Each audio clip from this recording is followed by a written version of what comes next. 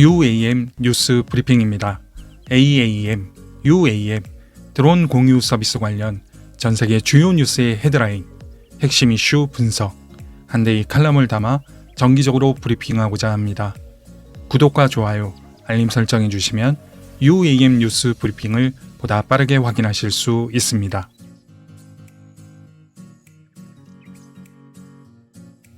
한국형 도심항공교통 KUAM이 본격화되고 있습니다. 사실 정부 주도로 추진해온 KUAM이 구호는 화려한데 실체가 모호하다는 평이 있었습니다. 관련 기술 개발 소식은 상당 부분 해외 뉴스이고 정작 우리가 주변에서 확인할 수 있는 실체가 없다 보니 다른 나라 이야기이거나 먼 미래의 일처럼 막연한 느낌을 준 것이죠. 그런데 최근 KUAM이 보다 본격화하고 있습니다. 무엇보다 기업들 움직임이 눈에 띄기 시작합니다. 언론에도 자주 보도되고 있는데요. UAM 뉴스 브리핑에서는 한국형 도심항공교통 KUAM에 대해 차분히 점검하고자 합니다. 오늘은 그 첫 영상으로 KUAM 분석, 이제 실체를 볼 수 있나요? 입니다. 얼마 전 국토교통부 및 국내 여러 기업, 기관들의 KUAM 실증사업 협약식이 있었습니다. 협약식에는 대한항공, 현대차, KT, 현대건설, SKT, 한화시스템, 카카오모빌리티, LGU+, GS건설 등 국내 유수의 기업들이 참여하고 있었습니다.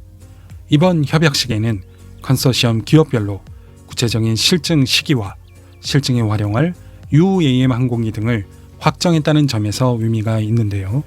KUAM의 실체를 보여줄 첫 걸음인 셈입니다. 실증 사업에 어떤 UAM 항공기가 선정되었는지 살펴볼까요?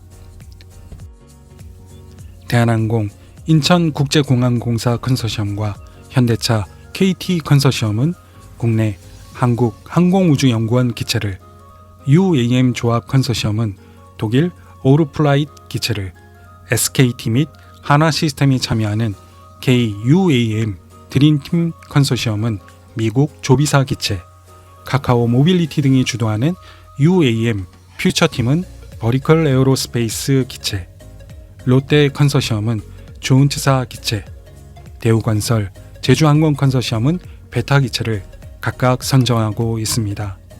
익히 알려진 글로벌 스타트업에서 개발 중인 UAM 항공기가 다수 포함되어 있습니다. 실증 사업을 통해 25년 상용화를 대비하면서 UAM 항공기 및 통신체계 안전성 확인, 교통관리, 버티포트 등 통합 운용 실증을 통해 한국형 안전 기준을 마련한다고 합니다. 이제 8월부터는 전남 고흥에서 실증 사업이 시작되고 24년 7월부터는 수도권에서 실증 사업이 시작됩니다. 바야흐로 우리가 UAM 실체를 확인할 수 있는 첫 걸음이 시작된 것입니다. 인상적인 것은 1인승 국내 항우연 기체가 포함되었지만 현대차와 한화시스템이 미국에서 각각 개발하고 있는 기체가 일체 포함되지 않았다는 점입니다. 개발에 시간이 더 필요한 것으로 보이는데요. 관련하여 현대차의 UAM 미국 법인인 슈퍼널에서 미국 FAA 출신 고위 전문가를 최근 영입한 것으로 보아 항공규제나 정책 분야는 물론 가망 인증을 준비하는 것으로 이해됩니다.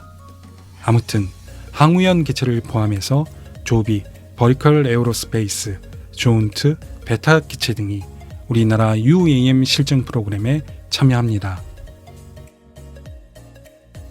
참고로 UAM 뉴스 브리핑에서는 미국의 가망인증 프로그램을 소개하고 가망인증이 EIS, 즉 상용 서비스 개시 온도를 좌우하는 핵심 변수라는 점을 강조한 바 있습니다.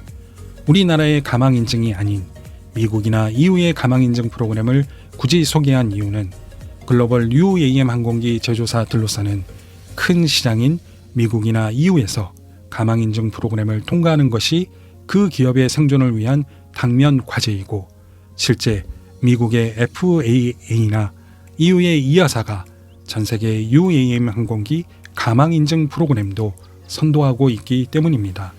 단순화해서 정리하면 우리나라의 UAM 상용화 시작 시기를 좌우하는 핵심 변수도 조비, 버티컬 에어로스페이스, 조운트, 베타 등이 미국에서 가망 인증 프로그램을 언제 통과하느냐인 것입니다. 물론 미국의 가망 인증 프로그램이 진척되면 우리나라 가망 인증 프로그램도 활발하게 가동될 것으로 보입니다. 그럼 우리는 25년 상용화를 앞두고 무엇을 준비해야 할까요? 미국의 가망 인증 결과를 마냥 기다려야만 할까요? 앞서 소개한 실증 프로그램으로 운영 능력을 강화하는 것이 중요합니다. UAM 항공기 제조사가 가망 인증 프로그램을 하나둘 통과하기 시작하면 그때부터 전 세계 주요 국가에서 UAM 상용 서비스를 앞다퉈 시작할 것이고 내실 있게 운영 능력을 강화한 국가나 기업이 상용 서비스를 제대로 시작할 수 있을 것이기 때문입니다. UAM이 이전에 없던 새로운 서비스인 만큼 완전히 새로운 인프라와 UAM 교통관리 시스템 등이 필요한데요. 실증 사업을 통해 이런 것들을 착실히 준비해 나가야 하는 것입니다. 자칫 상용화 이후 UAM 항공기가 버티포트에서 제대로 충전되지 못하면 아예 이륙할 수조차 없고 이륙해도 도심 상공에서 UAM 교통관리 서비스가 촘촘하지 못하면 상상하기도 끔찍한 사고 위험이 있습니다. 혹여 버티포트의 연계 교통편이 부족하거나 자칫 전시성으로 수요가 낮은 지역에 구축하게 되면 이용자 수가 감소할 것이고 결국 서비스는 중단될 수 있습니다. 이제부터 하나하나 제대로 준비해 나가야 합니다. 오늘은 먼저 첫 걸음을 시작한 우리나라의 UAM 추진 현황을 개략적으로 소개해 드렸습니다. 시리즈 다음 영상에서는 UAM 상용화의 핵심 이슈별로 하나하나 점검해 보겠습니다. 여러분의 많은 관심 부탁드립니다. 이어서 UAM 뉴스 글로벌 헤드라인입니다. 에어버스, 볼로콥터, 스카이드라이브 등 주요 기업의 뉴스 헤드라인을 정리했고요. 보시는 내용과 원문 주소를 영상 설명란에 기록해 두었습니다. UAM 개발사에게는 올해가 무척 중요하다는 기사가 있고요.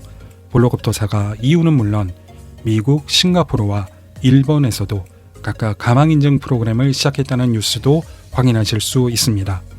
더불어 일본이 25년 월드 엑스포를 앞두고 다양한 UAM 운항 프로그램을 준비하고 있다는 뉴스도 확인해 보시죠.